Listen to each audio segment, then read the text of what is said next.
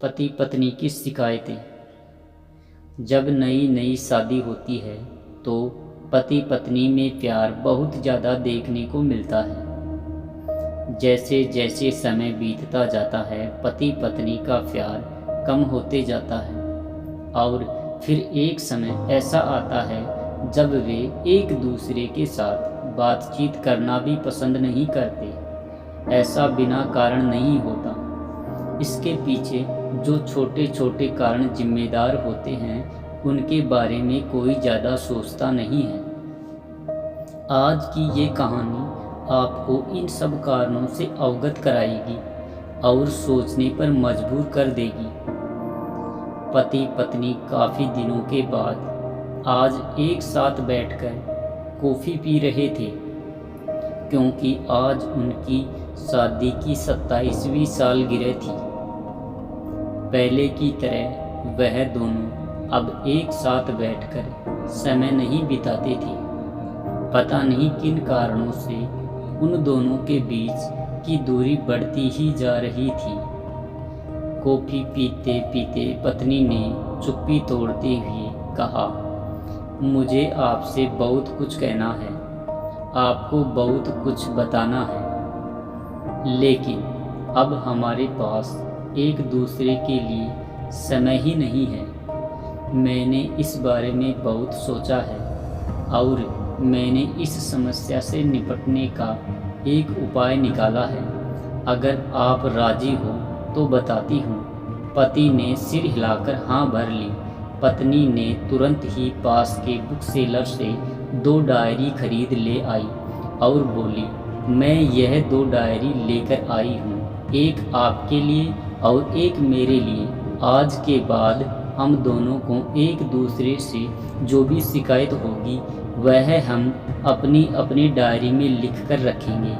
1 साल बाद जब हमारी 28वीं एनिवर्सरी आएगी तब हम उसे खोलकर पढ़ेंगे।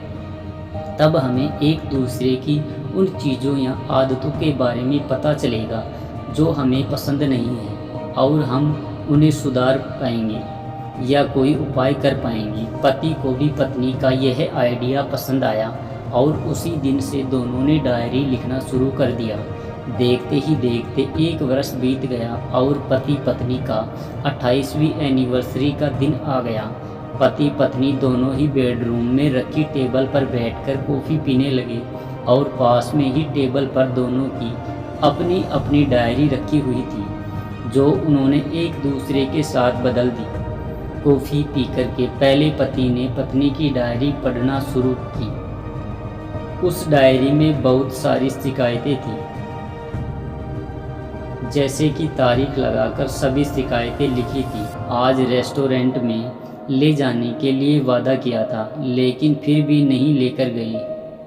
आज मेरे मायके से मेहमान आए थे, उनके साथ भी आपने अच्छे से बात नहीं की। कितने महीनों बाद आज मेरे लिए साड़ी लाई, लेकिन पुराने डिज़ाइन की। हमेशा मेरे सीरियल देखने के समय तुम चैनल बदलकर न्यूज़ चला देते हो और सुबह सुबह तुम स्नान के बाद रोज़ गीला तौलिया तुम सोफे पर छोड़ देते हो।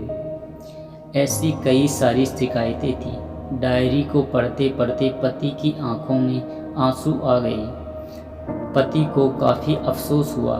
वो अपनी पत्नी से बोला, मुझे इन गलतियों के बारे में आज तक एहसास ही नहीं हुआ, लेकिन अब मैं तुमसे वादा करता हूँ कि ऐसी गलतियाँ मैं अब फिर से कभी नहीं दोहराऊँगा। अब आप मुझे माफ़ कर दो। अब पत्नी ने भी पति की डायरी खोली।